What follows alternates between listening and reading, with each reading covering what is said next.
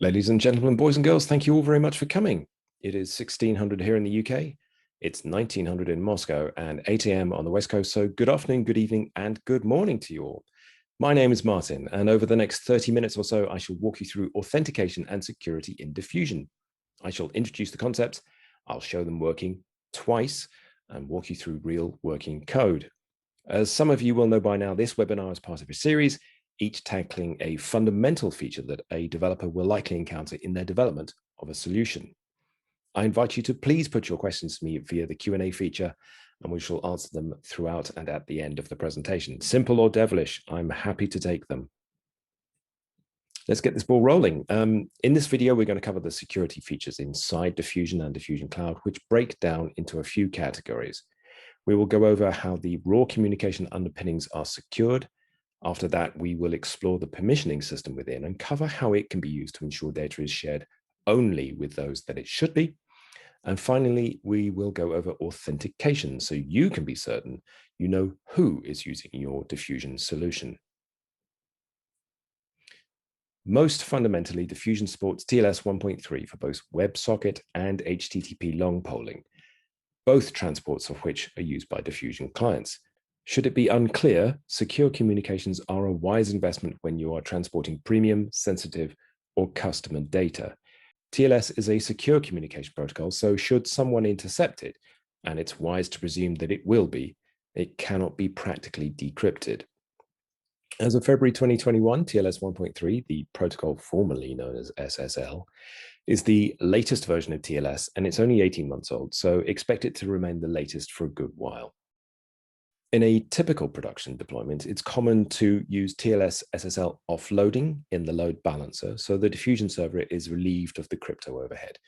This is because the load balancer is a more efficient decryptor of TLS SSL than Java's SSL library, which in turn boils down to Java lacking an unsigned integer type. That might change in the future. However, until it does, we recommend you do the same unless you have a specific need to terminate your secure comms at the Diffusion server. The Diffusion protocol itself is also non-replayable, meaning that intercepting a stream of plain text that is non-encrypted messages and replaying them will not have an effect on the Diffusion server. Going up one level to the Diffusion session, let's examine the secure aspects of that. To recap, a session is the ongoing dialogue between a client and a Diffusion server. Typically, a session represents a single client connecting to Diffusion.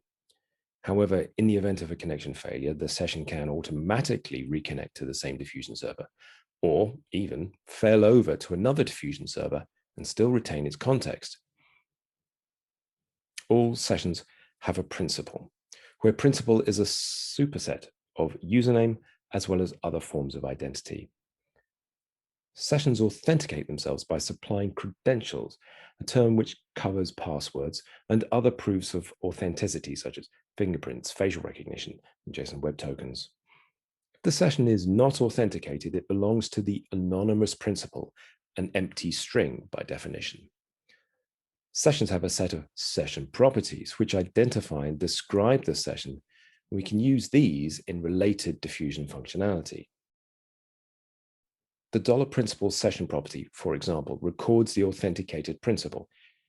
And combining Diffusion's messaging feature, which I shall link to here, we could, for example, send a message to each session through which a given principal is authenticated. A principal is an identity that can interact with Diffusion. A principal relates to one or more roles, and a role has a name, and most importantly, one or more permissions. This pattern is common to many enterprise applications, so if it looks familiar, don't fret, it should be. You can browse and amend the set of principals, roles, and permissions using the Diffusion console, which is good for humans, as well as in code, which will suit other scenarios, such as automated deployments. Let's explore the roles concept. Primarily, a role is a named collection of permissions. As the console does a good job of laying out, we can see both types here, global and path. Roles can include other roles, so you can inherit from and specialize them. Using either the console or code, you can create and remove roles from your Diffusion server whilst it's running. Diffusion also provides for default roles, which is the set of roles granted to each session in addition to the roles assigned by authentication handlers. We shall cover the functionality of authentication handlers shortly. As the UI makes clear, there is provision for a set of roles for anonymous sessions as well as for named sessions. This shows the out-of-the-box setting where everybody gets client, which gives you enough permission to subscribe to and send messages to message handlers and paths. Next, we'll look into Diffusion's permission system. As we covered before, the actions a client session can take in Diffusion are controlled by a set of permissions. Permissions relate to roles, which in turn are related to principals. Here we can see the console displaying a role, specifically the client role. Permissions have one of the following scopes: global and path. Starting with global permissions, which are the simpler, these govern a session's global access to Diffusion features, for example, viewing and modifying other sessions. Moving on to path permissions, this governs access to resources that have a path-based hierarchy, currently topics and request response message handlers. Let's break that down. Firstly, the topic permissions, starting with read, which grants read access to a topic. Then there's update, which grants update permission for a topic, which is discrete from modify, which grants permissions to create or remove a topic. Select lets you select or subscribe to a topic, not to be confused with read, though most often you need both. If you don't have select permission, you will need another session to select it for you. Next, with send message to, you have handler, which grants you permission to send messages to a handler bound to a matching path, and session, which gives you permission to send request response messages to another session, so long as you have their session ID. And I will link to our webinar on request response messaging here. The time series obsolete permission lets you perform unmerged range queries and return edit events for which the original event has already expired. With edit own, you can append edit events for your own original events, and edit all lets you append edit events for everyone's event. See more about this in our webinar about time series topics. And finally, all on its own is acquire session locks, with which you can acquire and release session locks, a useful feature for your own code, as well as features like update constraints. Finally, path permissions are inherited. So if you have a set of path permissions like this, where the default is pretty locked down, and FX prices is more open for consumption, then selecting topic FX prices USD GBP will work just fine. Whereas bonds FDHY matches the default rule and will be less successful. From version 6.5 onward, changes to the read topic permission are observed immediately. So if you change this permission, then all sessions using this role are affected. And we'll see a demonstration of this shortly. In this example, we're using a single path prefix matching a branch of topics. We can also use paths matching discrete topics to gain individual control over single topics. The permissioning and security API is also open and documented, so you are free to create and permission a topic simultaneously. And as you'd expect, the API functions only when you're holding the correct permission, the view and modify security permission. It's also possible to add isolated paths, a point in the tree from which the permissions are not inherited and defaults are ignored. Okay, now to the fun bit. Let's actually have a look at some real working code here in Observable HQ. This is connecting to a Diffusion Cloud instance. And after this demo, I invite you to have a look at the code, learn from it, fork it, tinker with it, and build it into your own solutions. It's there for use and reuse. What we have here are two Google Chromes, and we're using an old collection here. It's the fundamentals of Diffusion pub sub. So what we're going to do is we're going to use this demo to produce and consume some data in real time. Let's just get the producer starting up. So what this is doing, is it's established a number of JSON topics loaded with data that's real foreign exchange data, and it's replaying it at real time. So it's replaying it at the same rate that it was recorded. We can see the number of updates. We can also see the data flickering into the table there. And intuitively, it goes green and red according to whether the prices or numbers go up or down. And on the right-hand side, we're going to subscribe to them. There we go. Exactly. As you would expect, the tables are updating in synchronicity. Because the topics are being because the tables update in synchronicity with the topics that they feed from. What we're going to do is we're going to tinker with the permissions that underpin this, and then see how the user interface reacts to that. So let's get rid of the producer. Still running, and bring in the console. This is the console that's connected into the Diffusion Cloud instance. Well, first of all, let's have a look at the code, because we're not connecting with any credentials. So by default, that means we are connecting with the anonymous principal. And the anonymous principal, in this case, the default role for the anonymous principal is client. So we have a look at the client role. Here we are. Let's give us a bit more space. We can see that it hasn't got very much. It's got enough to get done what it needs to, so it can read from topics. It can select from them and can send messages to handlers. What we're going to do, let's tinker with that. And we'll take that away, but let's bring the table back so we can see the two happening at the same time. Apply, confirm that, and wallop.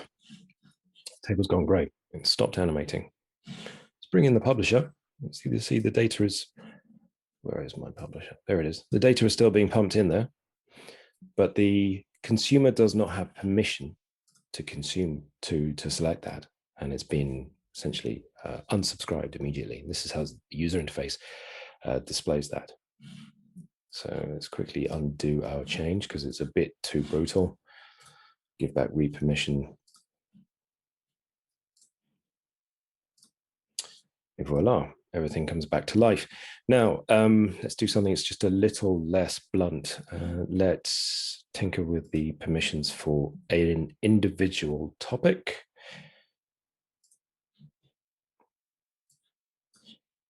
The topic is, let's imagine some GameStop scenario. We wanted to affect just an individual topic. So what this will do is eliminate read permission for just the currency pair US dollars, Canadian dollars. Save that. Apply that. Yep. And like that, it's gone. Just one row in that table has gone cold. And we'll go back to our decision.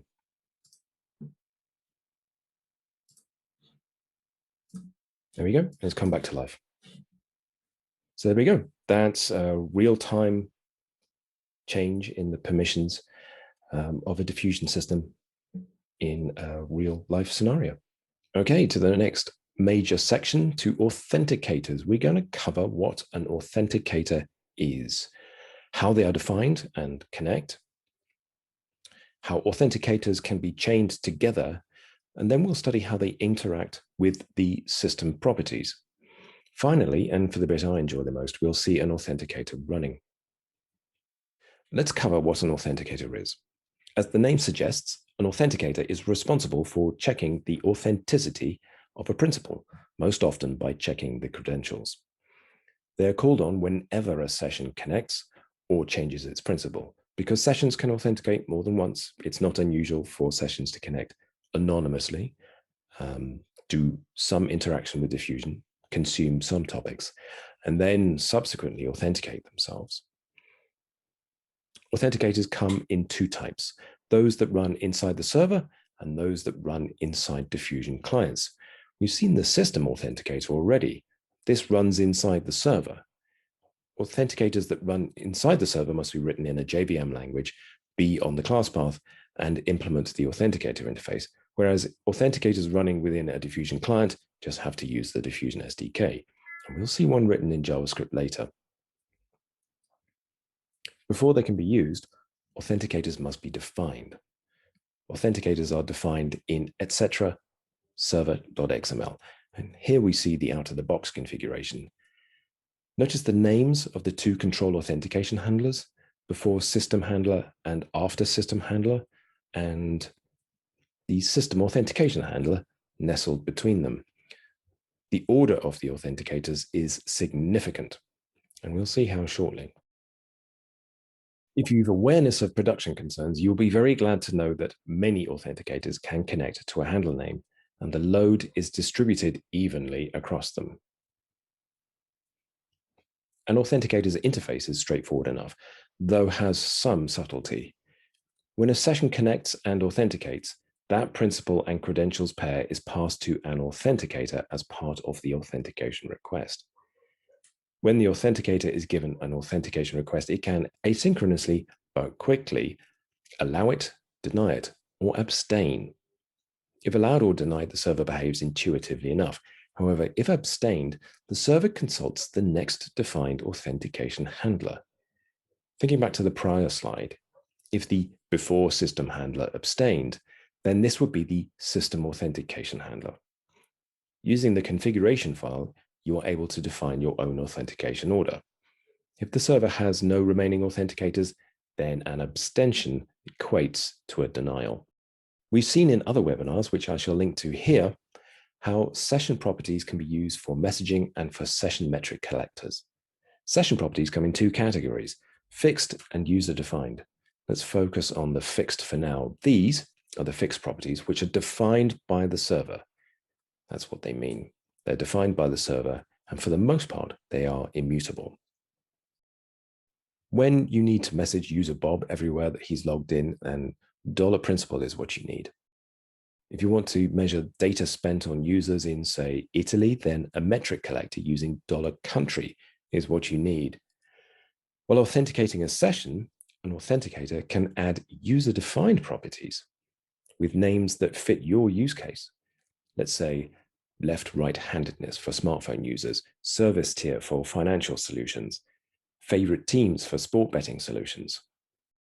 Clients can also propose session properties at authentication time, and the authenticator must choose what to do with them. You might choose to record all of the user browsers as a session property, which would make for some genuinely useful session metrics. How many of my audience are still using IE11, for example? Or more reasonably, how many of my German customers are using Android or iOS? So enough of the slides. Let's move on to the code. Okay, let's have a look at the Authenticator, and we'll have a look at a real-life Authenticator. This Authenticator, the Authenticators are more typically implemented in systems programming languages like Java and C and C#. This one's implemented in JavaScript, so I can run it inside my browser here. But I'm using JavaScript here for two reasons. Firstly, because every solution uses it, because every solution will be using the JavaScript client, more usually as a consumer of data rather than a backend component, backend function like authenticating. And secondly, because it's not as dreadful as the JavaScript that we remember from the 90s. These days, it's more functional, it's more declarative. And in environments like Observable HQ, it's almost quite pleasant to work in. But it also means that we can just talk in terms of one language. We don't have to take our head out of one programming language to put it into another. Anyway, I'll stop talking and actually show you the good stuff. Here we are in the collection here for authentication and security. Let's have a look at a real-life authenticator. There we go. So there's two parts to this. What we're looking at here is the user interface. We have the table of acceptable principals, we have a log of authentication attempts. Underneath that is the implementation. And there's not really very much to it, so let's go through it right now. The first thing we have to do is we have to establish a session. And interestingly and importantly, here we are connecting with principal and credentials, which grant us permission to be an authenticator. Not everybody can be an authenticator, obviously. And we just log the session ID so that we know that we are connected. And then we plug in the authenticator object. There's a few pieces to that. First of all, there's the name, and this has to tally with the set of names in etc server XML on the server side. So in this, we're just using the built-in after system handler, or built-in out of the box system handler. And the second thing is an object with 3 properties: authenticate, on close, and on error. Now, on close and on error are trivial enough that they're implemented in place here. Just log the details. Authenticate, there's a little bit more to it, so I've broken that out into its own function. And we can see the arguments it's given is the principal and the credentials, the existing session properties, the proposed session properties. And those two are different because we may be dealing with a session which is already connected, has been connected for some time, may already have authenticated and been granted session properties. And it is now authenticating a second time with additional proposed properties. And it's up to the authenticator to choose what to do with those. It may ignore them. It may selectively merge them, may veto them. And then we get the auth callback object, which we use to call back to the server to say, this is good, this is bad, I don't know. Log some details. And if the principal is in the principals table, then we'll check the username.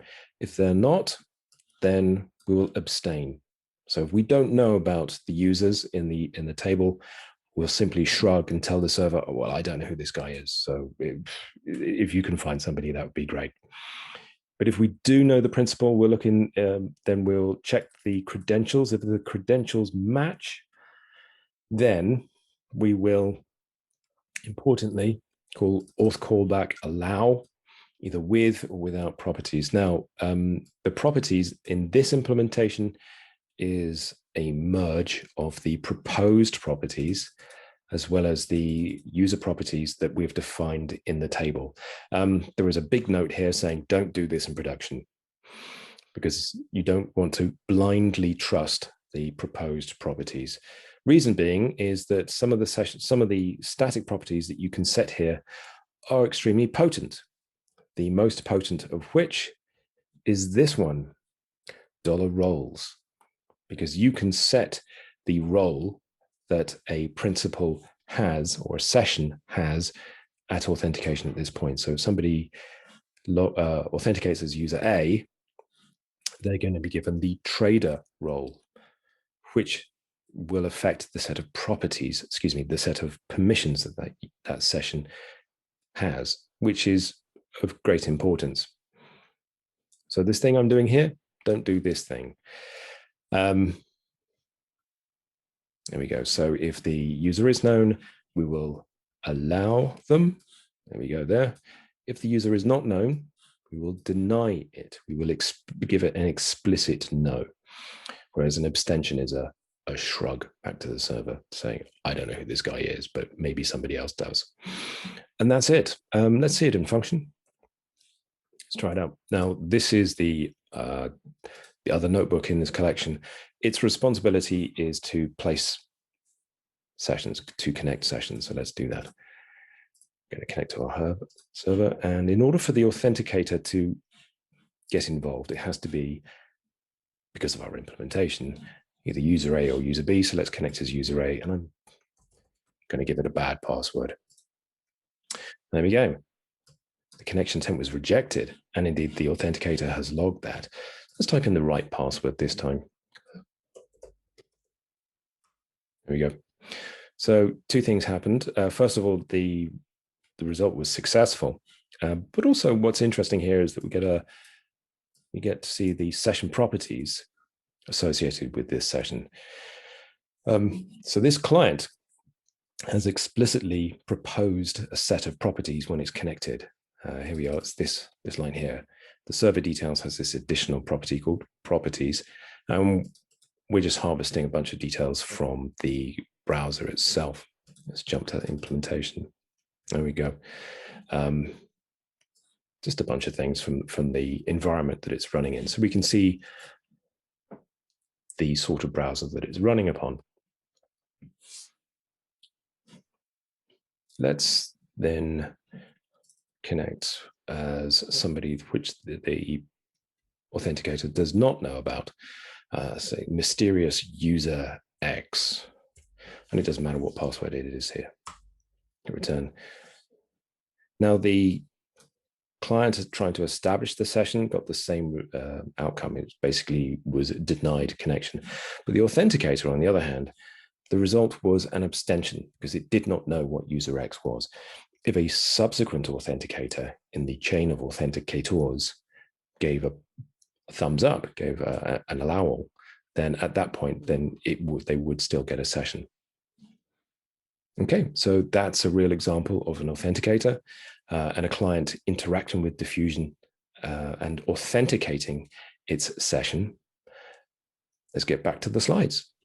Okay, now let's we'll just quickly take for questions before we wrap for the day. Looking here, we get a good question here from Joe.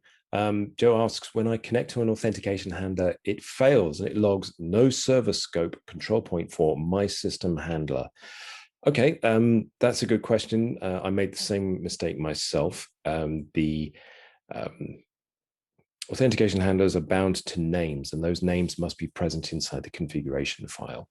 And my system handler, I'm guessing, is not one that exists inside the etc. server XML file. Instead, there are some presets you can use in there, or you can add your own and then it will be consulted in the order that it's listed in there. So that's just something to bear in mind, and also takes an amount of coordination with your server team, or to make sure that everything is where you expect it to be inside the configuration. Checking the next question. Alan asks, why does Diffusion use HTTP for its transports? Well, ideally, it wouldn't have to. WebSockets is what it uses in almost all circumstances. However, when a WebSocket fails, it will fall back to using HTTP long pole. It'll actually use two simultaneous HTTP sessions. That's not the right term. It'll actually use it will use two simultaneous HTTP transactions, one to deliver messages and one to consume messages from the Diffusion server. The reason that it exists, the reason that WebSockets might fail is usually down to two things. Either local middle boxes disallowing them. So we're talking here about proxies or routers or firewalls disallowing or not understanding what a WebSocket is. And in that circumstance, then it's good that your end consumers can cascade downward, can fail down to using HTTP long pole. It's not as efficient, but by hook or by crook, you'll get a session into your Diffusion server. And there've been real circumstances out in the field where that has paid dividends, and the HTTP transports available, off the top of my head, available inside the Android client, the Java client, and the JavaScript client. Okay, another question from Alan. In the example you set user A's $role system property during authentication, I thought session properties starting with $ were immutable. Well, they are certainly immutable once set. And there are a few of them which can be set during authentication, and $role is one of them. And this is an opportunity for your authenticator to say, well, I recognize user A, and he or she belongs to this role. I recognize user B, and he or she belongs to these roles. So it's your opportunity to both authorize them and also nominate them into a role.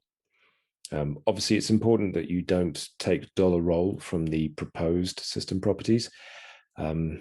Otherwise, you could leave yourself open to a great big gaping security hole. All right, and our final question is from Navina. Aren't path permissions really topic permissions? Why the different name?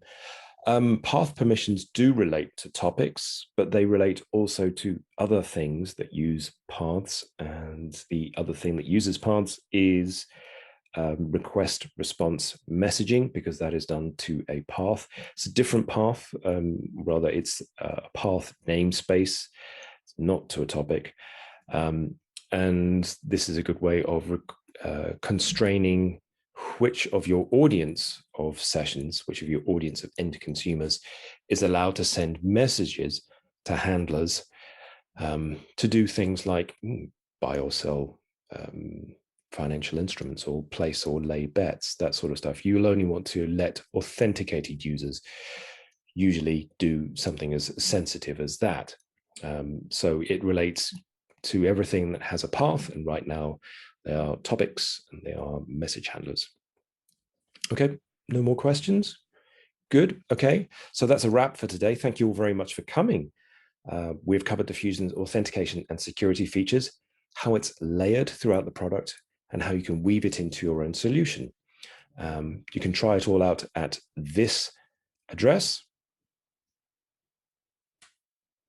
And to save your eyeballs, I will put that link into the webinar chat. I'll also put it into the video description on YouTube. Be sure to subscribe to our YouTube channel and click the bell to get notification of when the next video is published. For now, however, thank you all very much for coming, and be sure to come back next month.